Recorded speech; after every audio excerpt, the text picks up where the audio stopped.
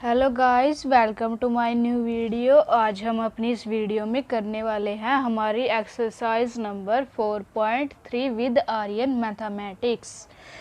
तो हमारे पास जो इस एक्सरसाइज में जो फर्स्ट क्वेश्चन है वो है हमारे पास find the roots of the following quadratic equations. तो हमें जो इस क्वेश्चन में जो हमारे पास क्वाड्रेटिक इक्वेशंस हैं, हमें उनके रूट्स जो हैं वो फाइंड आउट करने हैं। वही रूट्स क्या होते हैं जानेंगे आगे के रूट्स हमारे पास क्या होते हैं। By the math if they exist, हमें रूट्स तब निकालने हैं जब वो निकलते हो। अगर हमारे पास रूट्स नहीं निकलते हो तो हमें उनको नहीं निकालना है। By the method of completing square, अगर हमारे पास जो रूट्स है वो एग्जिस्ट कर जाते हैं तो हमें उनके कंप्लीटली से उस क्वेश्चन को जो है वो करना होगा। तो हमारे पास जो इस क्वेश्चन का वो फर्स्ट पार्ट है वो है हमारे पास 2x² minus 7x plus 3 is equal to 0। अब हम इस जो एक्सरसाइज है उसमें डिस्क्रिमिनेंट मेथड जो है वो फॉलो करने वाले हैं। जो हमने पिछले सम्स में किया था वो हमने किया था स्प्लिटिंग मेथड। इस जो क्वेश्चन में हम करने वाले हैं डिस्क्रिमिनेंट मेथड। ये कोई ज़्यादा मुश्किल मेथड नहीं है, इजी सा मेथड है, जल्दी सीख जाएंगे। तो हमारे पास जो डिस्क्रिमिनेंट मेथड में जो हमारे पास फर्स्ट स्टेप होता है वो होता है हमारे पास जो फर्स्ट टर्म होती है, जैसे यहाँ पर 2x² है, तो हमें इसमें से फर्स्ट डिजिट जो हमारे पास कांस्टेंट टर्म है हमें उनको लेना है। जैसे हमारे पास यहाँ पर 2x², x² is a variable, x² भाई वेरिएबल है हमारे पास। जो बचा वो हमारे पास 2, तो हमारे पास जो a है वो हमारे पास 2। तो ऐसे ही हम b देख लेते हैं। तो हमारे पास b है -7।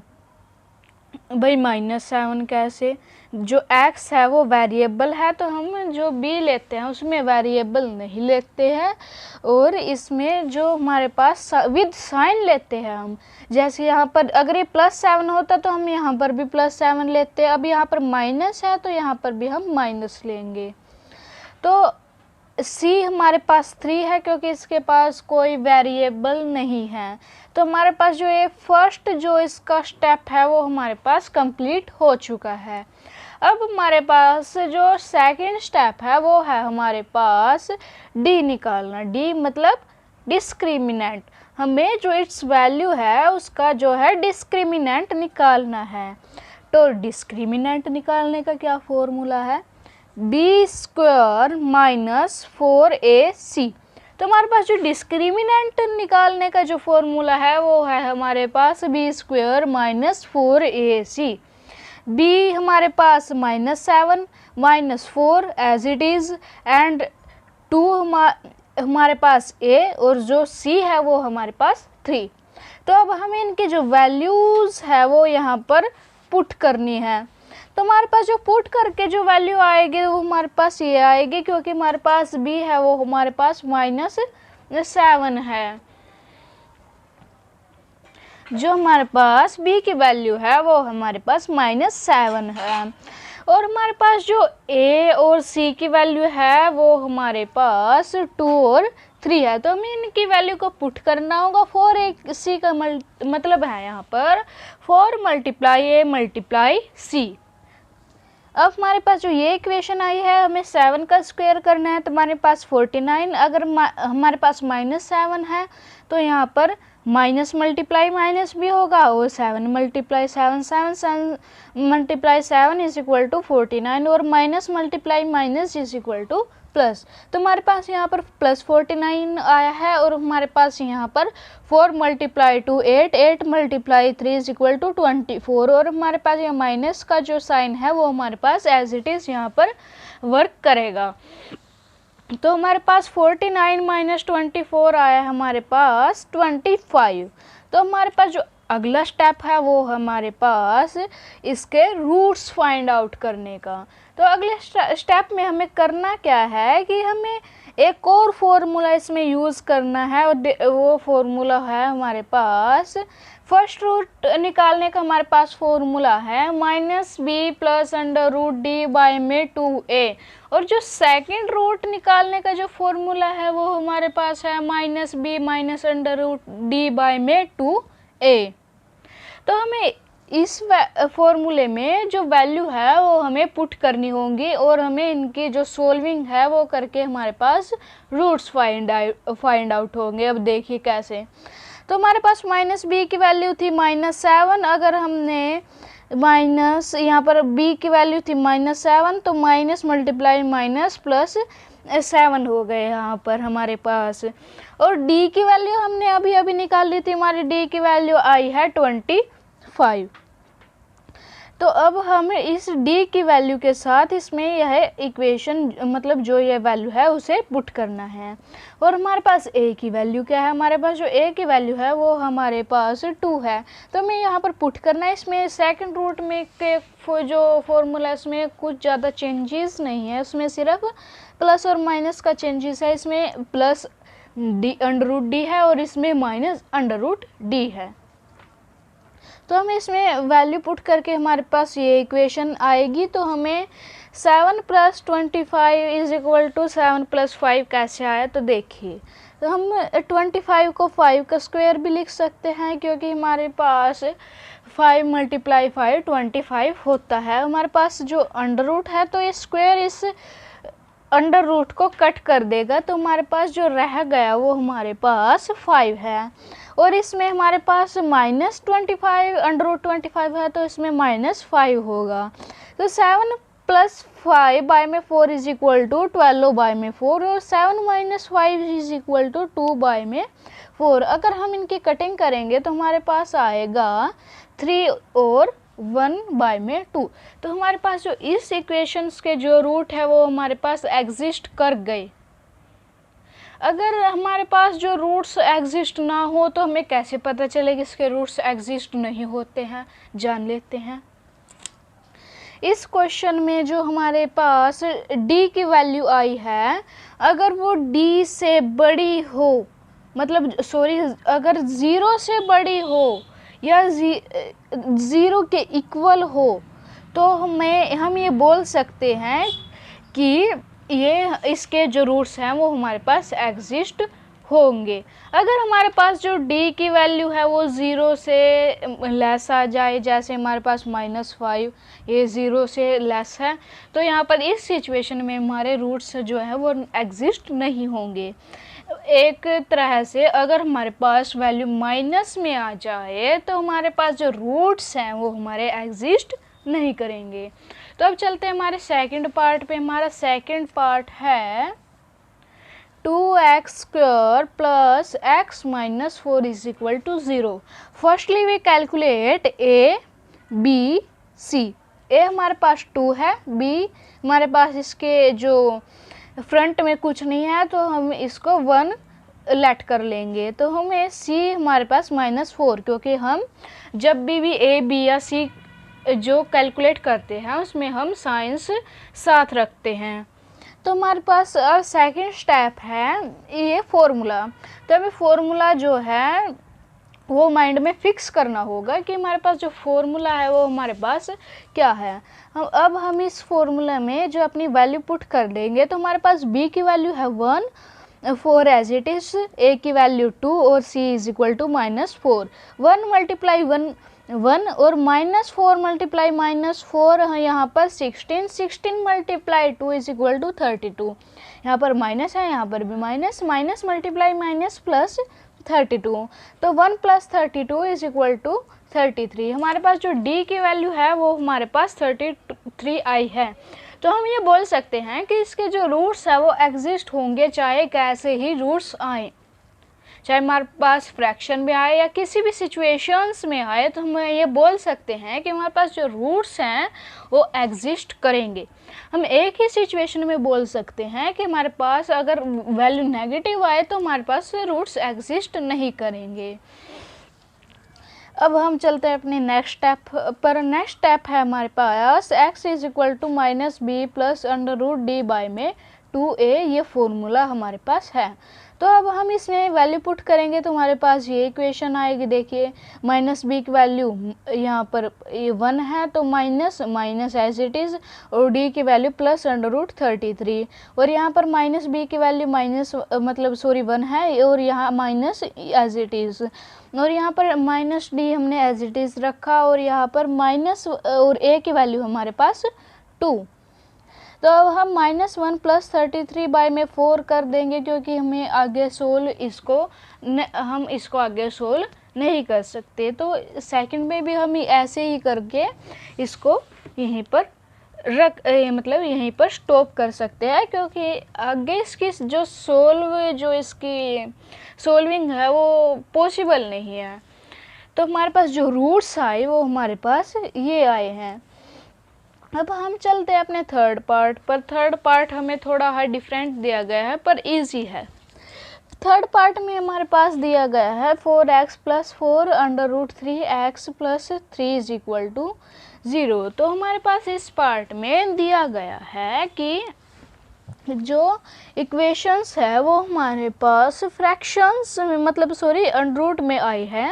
तो हम a क्या लेट करेंगे, तो हम अब a को लेट करेंगे 4, तो क्योंकि यहाँ पर जो वेरिएबल टर्म है x स्क्वायर, इसके फ्रंट में कांस्टेंट टर्म 4 ही है, और b हमारे पास 4 अंडर रूट 3 है, क्योंकि x के आगे जो कांस्टेंट टर्म है ये कांस्टेंट टर्म है c इज इक्वल टू 3। तो नेक्स्ट स्टेप हमें इसमें पुट करना है। हमारे पास अब 4 अंडर रूट 3 के जो स्क्वायर है उसको कैसे सोल्व करेंगे, इसको सोल्व कैसे देखिए। अब 4 इसको हम लिख सकते हैं 4 multiply under root 3 multiply under root 3। 4 multiply 4 is equal to 16, और under root 3 multiply under root 3 is equal to 3। तो 16 मल्टीप्लाई 3 इज इक्वल टू 48। तो हमारे पास जो वैल्यू आई है वो हमारे पास 48 माइनस 48 आई है, क्योंकि 4 multiply 4 is equal to 16 and 16 multiply 3 is equal to 48, minus sign is as it is. तो हमारे पास 48 माइनस 48 इज इक्वल टू 0। अब हमारे पास जो वैल्यू आई है वो 0 आई है। अगर हमारे पास जो वैल्यू d के इक्वल जो हमारी d की वैल्यू 0 के इक्वल आ जाए तो हमें उसमें जो रूट्स है वो इक्वल, जो हमारे पास जो रूट है वो हमारे पास इक्वल होंगे, मतलब दोनों सेम होंगे। तो हमारे पास इसके फॉर्मूला है, मतलब हम इसमें से प्लस अंडर रूट डी और minus under root D cut कर देंगे, क्योंकि हमें इसको सोल्व करने की ज़रूरत नहीं है। क्योंकि हमारे पास होगा जैसे प्लस अंडर रूट डी होता है इस फॉर्मूले के पीछे, तो प्लस अंडर रूट तो वैल्यू आएगी प्लस अंडर रूट 0। तो 0 का स्क्वायर हो, मल्टीप्लाई हो, डिवाइड हो 0 ही रहती है।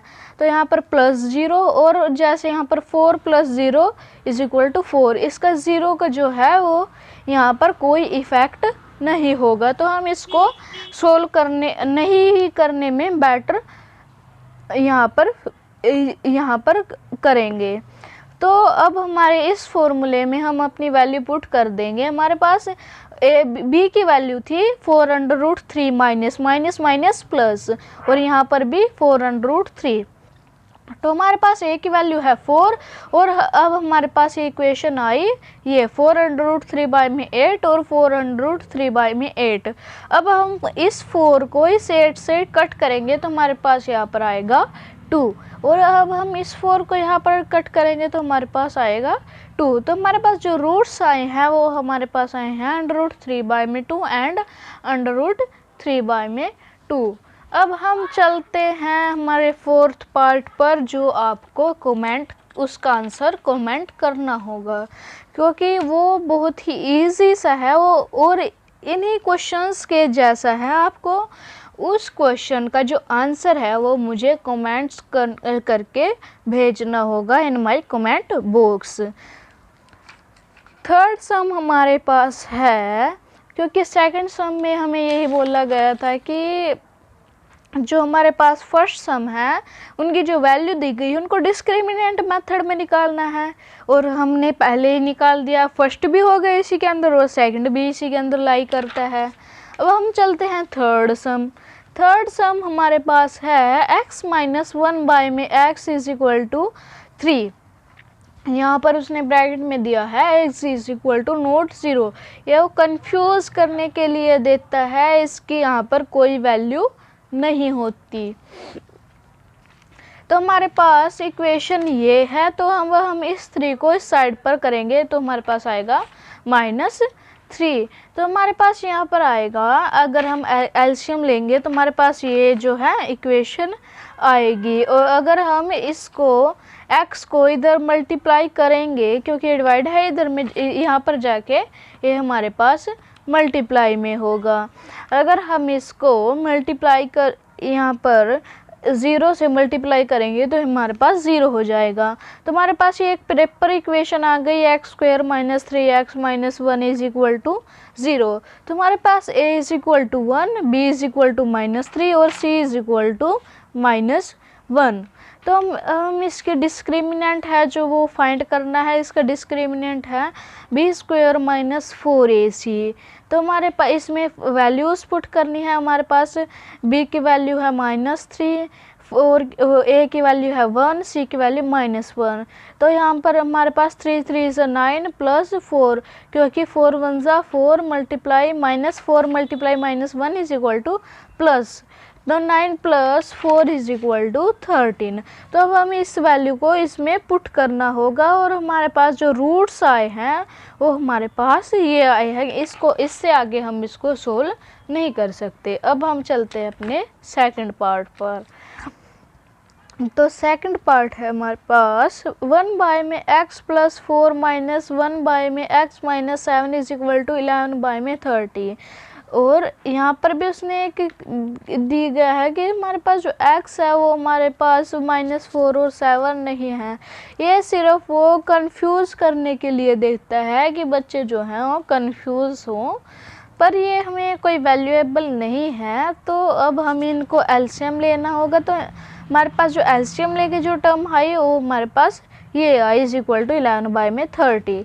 अब हमारे पास x यहाँ पर प्लस x है, ये माइनस x है, ये नेगलेक्ट हो जाएंगे, मतलब कट हो जाएंगे एक दूसरे से। -4 माइनस 7 हमारे पास -11 होंगे, और नीचे अगर हम इनके मल्टीप्लाई करेंगे तो हमारे पास ये टर्म आएगी। अब हमें इनकी बाय क्रॉस मल्टीप्लाई करनी होगी। ये इससे मल्टीप्लाई करेगा और ये इससे मल्टीप्लाई करेगा। तो हमारे पास जो बाय क्रॉस करने के बाद जो टर्म आई है वो हमारे पास ये आए हैं -11 मल्टीप्लाई 30, और जो 11 है वो इस टर्म से मल्टीप्लाई करेगा। तो अगर हम यहाँ पर 11 मल्टीप्लाई में है, अगर हम इस साइड करें तो हमारे पास ये यहाँ पर कट हो जाएगा। तो हमारे पास यहाँ बचा -30। या माइनस का निशान तो नहीं कट हुआ, जो माइनस का साइन है वो हमारे पास एज इट इज़ है। तो ये माइनस का साइन वो -30 के साथ चला जाएगा। तो हमारे पास ये टर्म है x² माइनस 3x माइनस 28। ये -30 था, इस साइड पे आके हमारे पास +30 हो गया। तो हमारे पास यहाँ पर -28 + 30 को करके +2 आया है। अब हमें इसके जो फैक्टर्स है वो क्रिएट करने हैं। अब हम इसमें फैक्टर्स मेथड मतलब स्प्लिटिंग मेथड का यूज़ करेंगे, क्योंकि अगर हम डिस्क्रिमिनेंट से चलते रहे तो हमारे जो स्प्लिटिंग मेथड है हम उसको भूल जाएंगे। तो हमने एक क्वेश्चन जो है वो स्प्लिटिंग मेथड से किया, क्योंकि इसमें हमें बोला नहीं गया था कि स्प्लिटिंग मेथड यूज़ करो या फिर आप डिस्क्रिमिनेंट मेथड यूज़ करो। तो हमारे पास यहाँ पर इक्वेशन आई, फैक्टर करने के बाद x² minus 2x minus x plus 2 is equal to 0। तो अब हम इसमें 2 पेयर करेंगे, this one and this one.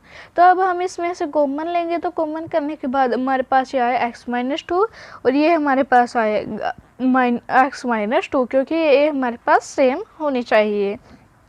तो अब हम इस डिजिट और इस डिजिट को एक जो ब्रैकेट है उसमें कर लेंगे और इसको एक ब्रैकेट में कर लेंगे is equal to 0 as it is.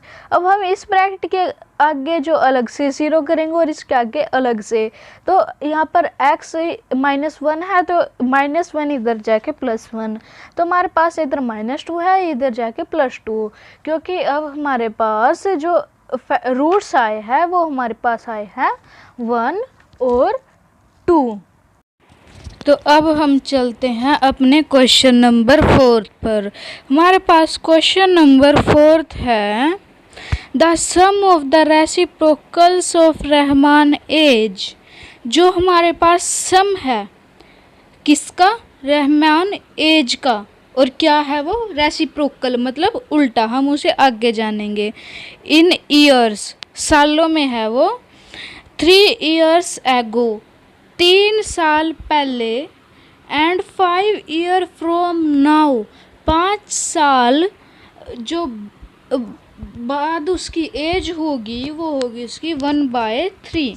अब उसने बोला है, हमें क्या पूछा है, फाइंड हिज प्रेजेंट एज। अब हम लेट करेंगे, जो हमें फाइंड करने के लिए पूछा जाता है ना 99% हम उसे ही लेट करते हैं। तो हमारे पास अब प्रेजेंट एज पूछी गई है, तो अब हम लेट करेंगे the present age of Rahman 20x year. तो अब उसने कंडीशन क्या दी है, 3 years ago, जो उसके 3 साल पहले। जैसे रहमान की एज अब 15 है, 3 साल पहले उसकी एज कितनी थी, 15 - 3। तो ऐसे ही उसकी एज कितनी x, तो उसकी 3 साल पहले कितनी थी, x - 3। तो 5 years hence मतलब 5 years now 5 साल बाद, जो आने वाले हैं 5 साल बाद, तो उसमें ऐड होगी, क्योंकि अगर मैं बोलूँ कि मेरी एज 5 साल बाद 35 होगी, तो आप क्या करेंगे, 5 साल बाद 35 होगी, तो आप क्या करेंगे उस 30 में, जैसे मेरे प्रेजेंट एज 30 है, तो 5 साल बाद में आप क्या करेंगे, प्लस ही तो करेंगे उसमें। तो इसी प्रकार इसमें इसी टाइप से इसमें भी प्लस किया गया है। It is given that sum of the reciprocal of the Rahman's age 3 years ago and 5 years now is 1/3। तो इसने रेसिप्रोकल की जो सिचुएशन दी थी वो हमसे रह गई है, वो कर लेते हैं। अब जैसे अब यहाँ पर है x - 3, तो इसका रेसिप्रोकल क्या होगा, उल्टा मतलब बाय में, तो इसका रेसिप्रोकल होगा 1/x - 3। और इसका सम दिया है किसके साथ, जो उसकी 5 years नाउ है उसका भी रेसिप्रोकल होगा 1/x + 5 = 1/3। ठीक है, तो उसने इस इक्वेशन को जो कहा है, तो हमें इस इक्वेशन से उसकी जो प्रेजेंट एज है वो हमें फाइंड करनी है। तो अब हमें इनका एलसीएम लेना होगा, तो एलसीएम हम लेंगे यहाँ पर, जो x - 3 है वो ऊपर वाले 1 से मल्टीप्लाई करेगा, और जो x + 5 है वो इससे मल्टीप्लाई करेगा, और जो नीचे दोनों डिजिट हैं ये आपस में यहाँ पर मल्टीप्लाई करेंगे। तो फिर यहाँ पर ये इक्वेशन आ जाएगी, x + 5 जब इस 1 के साथ मल्टीप्लाई करेगा तो यहाँ पर x + 5 आएगा, और जब x - 3 इस 1 के साथ मल्टीप्लाई करेगा तो यहाँ पर +x - 3 आएगा, और साथ में जो नीचे वाले डिजिट है, जो बाय वाले जो अपोन में डिजिट है, वो आपस में जो है मल्टीप्लाई करेंगे। तो वो कितना दिया गया है हमें, उनका सम 1/3।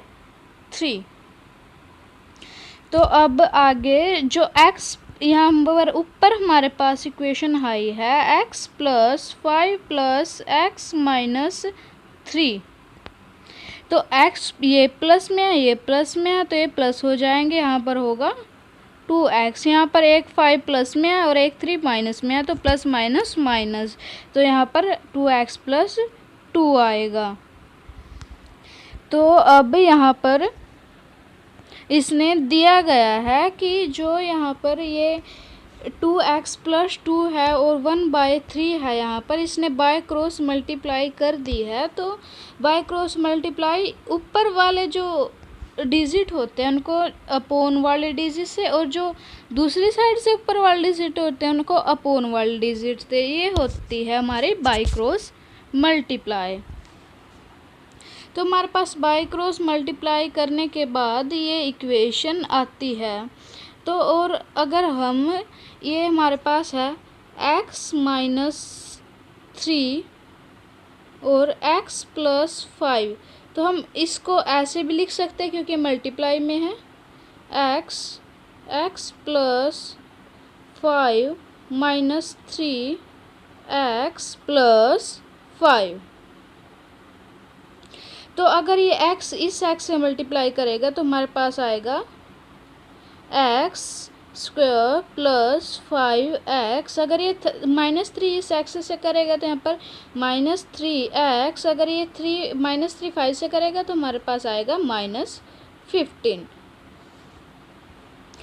अब हम प्लस 5x और -3x को जो है वो सोल्व कर लेते हैं। तो सोल्व करने के बाद हमारे पास आएगा प्लस 2x माइनस 15। तो यहाँ पर ये इक्वेशन यहाँ से आई है।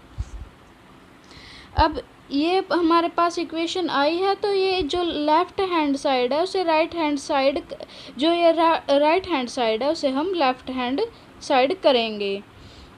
तो इनके निशान भी चेंज होंगे और जो प्लस माइनस करके जो सिचुएशन आएगी, जो हमारे पास अगला जो टर्म आएगी वो है हमारे पास ये। अब हम इसके जो है वो फैक्टर करेंगे। तो हमारे पास जो फैक्टर करेंगे वो हमारे पास होंगे -7x और प्लस 3x। जब इनको हम प्लस करेंगे या माइनस करें तो हमारे पास -4x आएगा। अगर हम इनको मल्टीप्लाई करेंगे तो हमारे पास -21 आएगा। अब हम इनमें से कॉमन लेना होगा, इसमें से हम x कॉमन लेंगे और इसमें से हम 3 कॉमन लेंगे। अब हम जो कॉमन लिया उन्हें हम एक ब्रैकेट में करेंगे और जो हमने नहीं, जो पहले से ब्रैकेट में है उनको हम एक ब्रैकेट में करेंगे इज इक्वल टू 0। तो हमारे पास आया x minus 7 is equal to 0 और x plus 3 is equal to 0। तो हम x minus 7 is equal to x is equal to 7 लिख सकते हैं और x plus 3 is equal to x is equal to -3 लिख सकते हैं। अब यहाँ पर हमारे पास एक जो हमारे पास 2 उसकी प्रेजेंट एज आई है, हमें एक नेगलेक्ट करनी होगी क्योंकि उसने हमें एक ही जो उसकी एज है वो पूछी होगी। अब हम इसमें से नेगलेक्ट करेंगे, वो करेंगे हम -3 क्योंकि हमारी जो एज है वो कभी माइनस में नहीं होती। अब हमारे पास जो 5th क्वेश्चन है वो है हमारे पास in a class test the sum of Shefali marks in mathematics and English is 30। जो एक क्लास टेस्ट हुआ है उसमें शेफाली के मार्क्स और मैथमेटिक्स में और इंग्लिश के मार्क्स का जो सम है वो हमारे पास 30 है। जो शेफाली का उसका एक टेस्ट हुआ है, मैथमेटिक्स के मार्क्स और इंग्लिश के मार्क्स उसके प्लस करके आए हैं 30। Had she got 2 marks more, तो कुछ जो चेकिंग में जो है मिस्टेक हुई होगी, उसके 2 मार्क्स जो है उसे मैथमेटिक्स में 2 मार्क्स मोर मिले हैं और जो 3 मार्क्स लेस मिले हैं उसे किस में मिले हैं, इंग्लिश में। The product of their marks would have been 210। जो उन दोनों का प्रोडक्ट है, मतलब जो उनकी मल्टीप्लाई करके जो हमारे पास डिजिट आता है वो आता है 210। Find her marks in the 2 subject. उसने बोला है कि find the marks in the 2 subject. जो हमें फाइंड करने के लिए पूछते हैं हम ज़्यादा 99% वही लेट करते हैं। तो यहाँ पर उसने हमसे 2 सब्जेक्ट के मार्क्स पूछे हैं, तो हम एक सब्जेक्ट के जो है वो यहाँ पर लेट कर लेते हैं। तो let the marks in math is equal to x. जो उसके मैथ में मार्क्स आए हैं वो आए हैं एक्स, और जो उसके मार्क्स आए हैं इंग्लिश में, अगर उसके मार्क्स एक्स आए हैं तो मैं इंग्लिश में उसके 30 माइनस एक्स होंगे, क्योंकि अगर मेरे मार्क्स 12 आए हैं और मेरे 2 सब्जेक्टों के प्लस है कितना 30, तो अगर हमने दूसरे सब्जेक्ट में उसके मार्क्स पता करने होंगे, हम करेंगे 30 माइनस 12। अब उसके मार्क्स हैं एक्स और अब हम करेंगे 30 minus x according to the given question. उसने according to the given question उसके मैथमेटिक्स में तो +2 हो जाते हैं, और जो उसके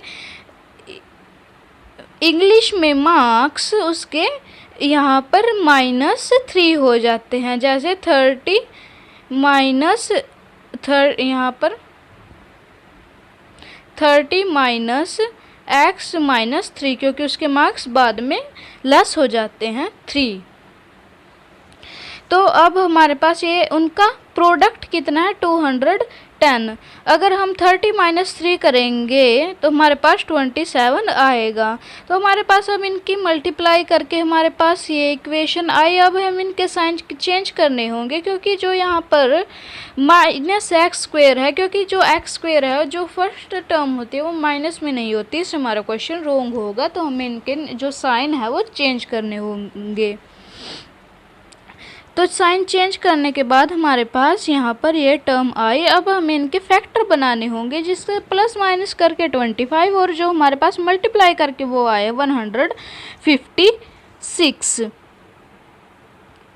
तो अब हमारे पास इसके फैक्टर हैं -12 और -30। इसका प्लस करके या माइनस करके हमारे पास आएगा -25, और जो इसका प्रोडक्ट करके वो आए हैं 156। अब हम इनमें से कॉमन लेंगे, इसमें से आएगा हमारे पास x और इसमें से आएगा हमारे पास -13, क्योंकि -13 इसलिए क्योंकि हमें जो निशान चाहिए वो भी हमें अंदर सेम चाहिए डिजिट के साथ साथ। तो यहाँ पर x -13 होगा और यहाँ पर हमारे पास x -12 इज इक्वल टू 0 होगा। तो हमारे पास अब यहाँ पर 2 रूट्स आए हैं, x इज इक्वल टू 12 और x इज इक्वल टू 13। अब ये तो दोनों ही पॉजिटिव है। अब हम इनको कैसे एक को नेगलेक्ट करें और कैसे एक को सही करें। तो अब हमें इसको जो फर्स्ट डिजिट है उसको लेकर चलना चाहिए, क्योंकि दोनों ही पॉजिटिव है तो फर्स्ट डिजिट लेना बेहतर रहेगा।